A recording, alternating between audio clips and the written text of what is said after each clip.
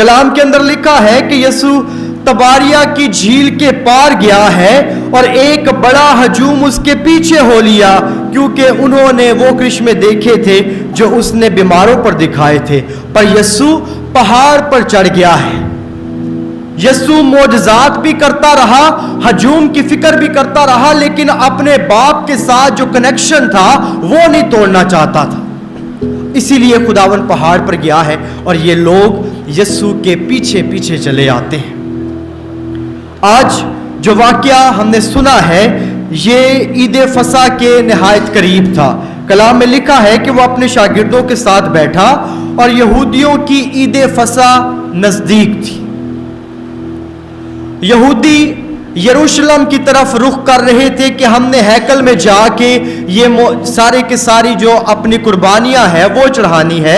یہ ہیکل کے اندر جا کے اس سارے کے سارے واقعات کو یاد کرنے والے تھے، اپنے خیمے لگا کے کہ ہم لوگوں نے کیسے کیسے مصر کی غلامی سے رہائی پائی ہے، بیابان کا سفر یاد کرتے تھے۔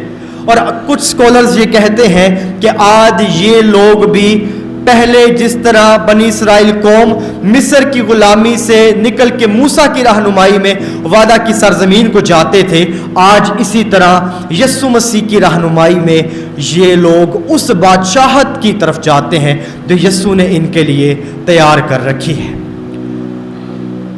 یسوع آج ان کے لیے موسیٰ ہی کی مانند ہے۔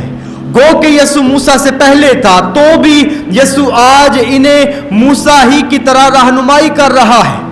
جیسے موسیٰ نے آسمان سے اپنے باپ سے کہا تو آسمان سے ان لوگوں کے لیے من اور بٹیرے برسائے گئے تاکہ یہ لوگ سیر ہو سکے۔ آج اسی طرح کا واقعہ یہ نیا موسیٰ یعنی خداوند یسوع مسیح بھی کرنے والا ہے۔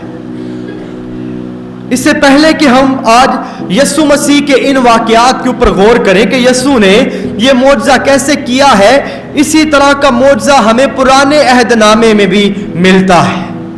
ہم نے جو پہلی تلاوت کے اندر سنا ہے، آج کی پہلی تلاوت جو ہمیں ملوک کی دوسری کتاب سے سننے کو ملی ہے، اس کے اندر بھی خدا کا ایک نبی پیغمبر اسی طرح کا معجزہ کرتا نظر آتا ہے۔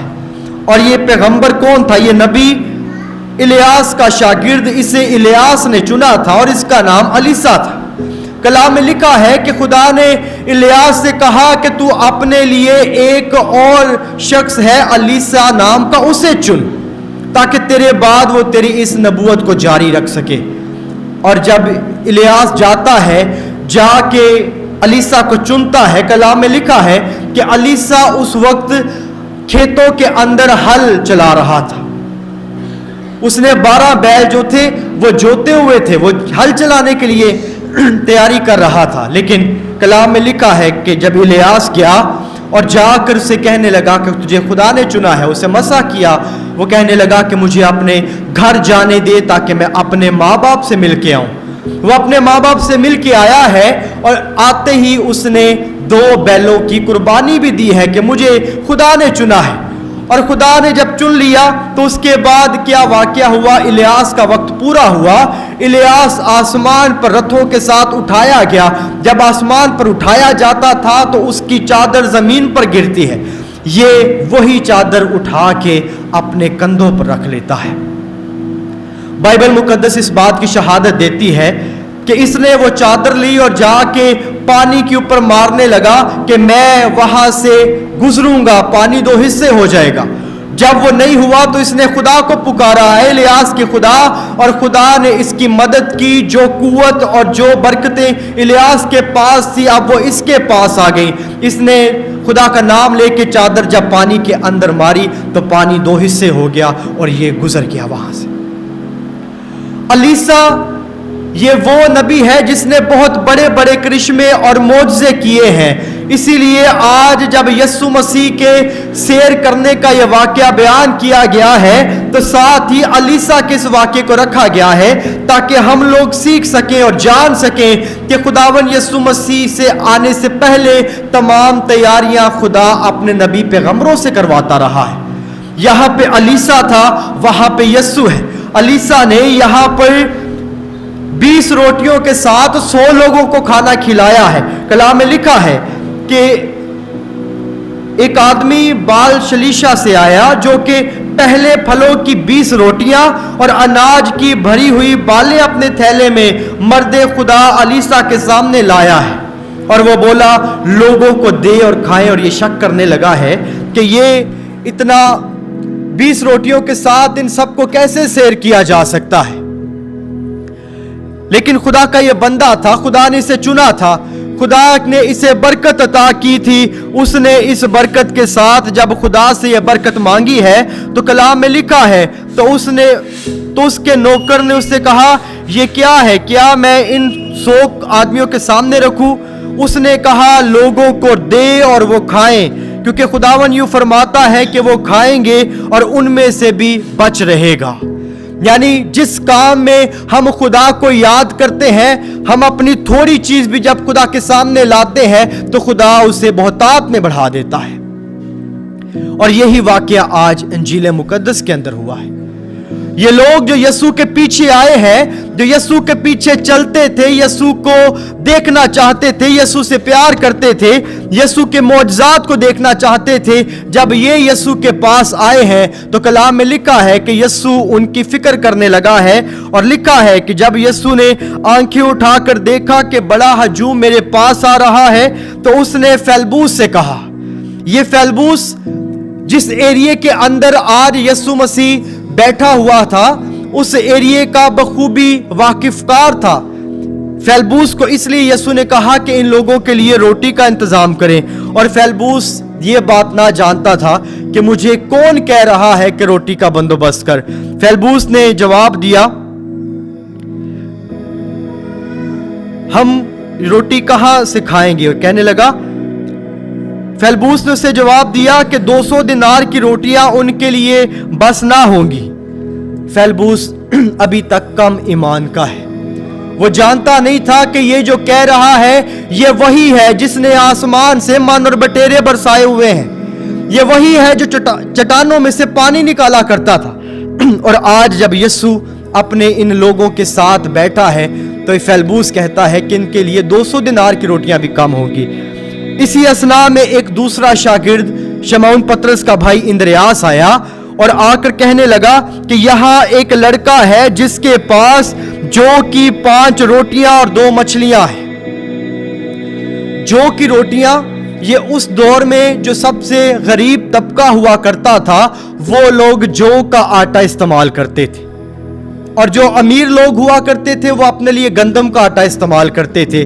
تو یسوع مسیح کے پیچھے یہ لوگ جو آئے ہیں، ان کے نظریے کے مطابق یہ تھا کہ یسوع ان کے لیے وہ بادشاہ ہوگا جو ان کو پھر سے بحال کرے گا، اور اسی نظریے سے یہ یسوع کے پیچھے چلے آتے ہیں۔ اور یہاں پر لکھا ہے کہ جب یسوع کے پاس آئے ہیں تو وہاں پہ ایک لڑکا جس کے پاس 5 روٹیاں اور 2 مچھلیاں ہیں، اور 2 مچھلیاں بھی کوئی بہت بڑی نہیں ہیں۔ انگریزی میں اس کے لیے ایک ورڈ استعمال کیا گیا ہے سینڈرینز یا پکلڈ، جسے ہم لوگ کہتے ہیں کہ مچھلی کا اچار۔ یہ سینڈرینز مچھلی ایک قسم ہے جو بالکل چھوٹی چھوٹی ہوتی ہے، خاص طور پہ فلپائن کے علاقوں میں بہت یہ والی مچھلی پائی جاتی ہے، وہاں پہ اس چھوٹی مچھلی کو فرائی کیا جاتا ہے۔ اور یہ چھوٹی مچھلی کو لے کے لڑکا اپنے ساتھ آیا ہے، جو کہ اچار کی صورت میں شاید ہو، کیونکہ پکی ہوئی مچھلی کو اتنے دن قائم رکھنا شاید ممکن نہیں تھا۔ سالن بنا ہو یا فرائی کی ہو تو مچھلی اتنی دیر نہیں رہ سکتی، خراب ہو جاتی ہے۔ تو یہ بچہ اپنے ساتھ وہ 2 مچھلیاں لایا ہے۔ اب یسوع کا کام یہاں سے شروع ہوتا ہے۔ خداوند یسوع مسیح صرف یہ دیکھنا چاہتا تھا کہ ان میں سے کون ہے جو اپنے دیے ہوئے جو خدا نے عطا کیا ہے وہ خدا کے سامنے لاتا ہے۔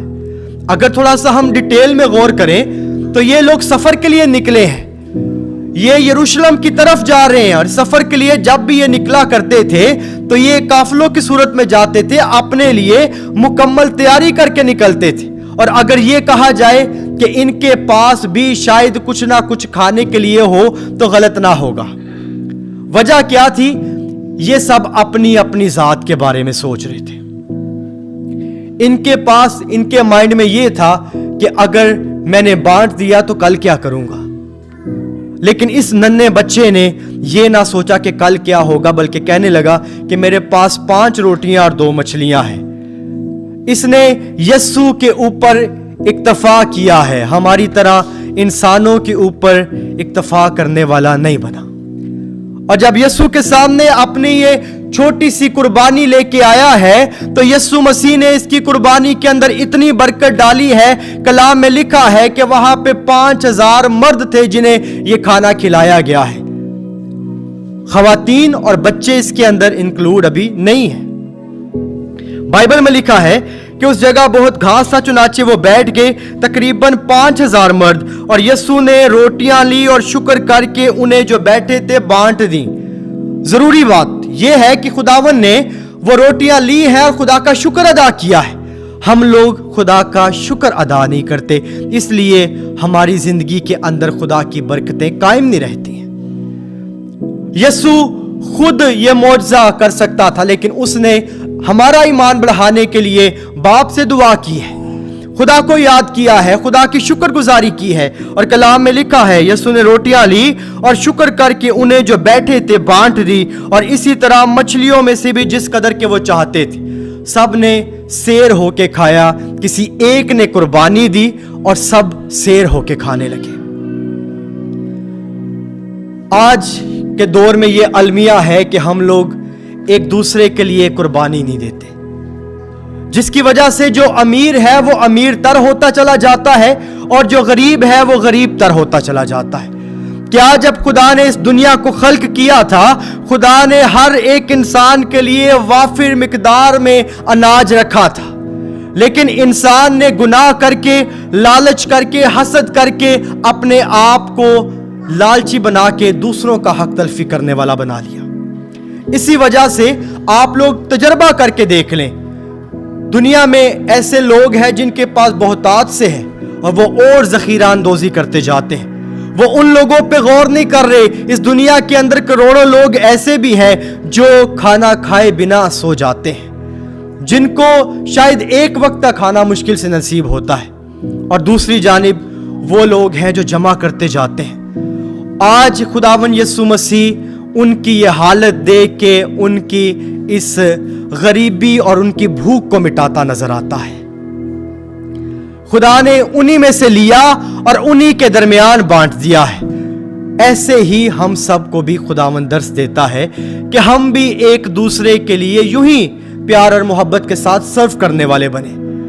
ہمیں خداوند یہی سکھاتا ہے کہ ہمارے پاس جو کچھ بھی ہے ہم خدا کے التار کے سامنے لائیں، یہاں سے وہ ہمیں ملٹی پلائی کر کے دے گا، اور اس کے اندر اتنی برکت ہوگی جیسے وہاں پہ لکھا ہے کہ شاگردوں سے کہا کہ ان ٹکڑوں کو جو بچ گئے ہیں جمع کرو تاکہ ضائع نہ ہو، اور وہاں پہ ان ٹکڑوں سے بچے ہوئے 12 ٹوکریاں بچی تھی، اور یہ 12 ٹوکریاں ان 12 رسولوں کی طرف بھی اشارہ کرتی ہیں کہ جنہیں خداوند نے چنا تھا کہ ان کے وسیلہ سے یہ ایمان آگے بڑھتا چلا جائے۔ آج خداوند یسوع مسیح ہم لوگوں کو بھی چنتا اور بلاتا ہے۔ آج جو برکتیں اس نے ہماری زندگی کے اندر رکھی ہیں وہ چاہتا ہے کہ ہم خدا کے سامنے لے کر آئیں تاکہ وہ انہیں ملٹی پلائی کرے اور ہم ایک دوسرے کے اندر وہی برکات بانٹ سکیں۔ بانٹنے سے چیز بڑھتی ہے، کم نہیں ہوتی۔ اسی لیے آج یہ جو روٹیوں کا معجزہ ہے، یہ جو 5000 لوگوں کو سیر کرنے کا معجزہ ہے، یہ ہمیں دعوت دیتا ہے کہ ہم بھی اپنی زندگی کو خدا کے حوالے کریں۔ یہ زندگی خدا کے حوالے کریں گے، خدا اس میں برکت ڈالے گا۔ جب تک خدا کے سامنے آئیں گے نہیں، اپنی تھوڑی چیز خدا کے سامنے لائیں، وہ اپنے ہاتھوں میں لے کے اسے برکت سے بڑھا دے گا۔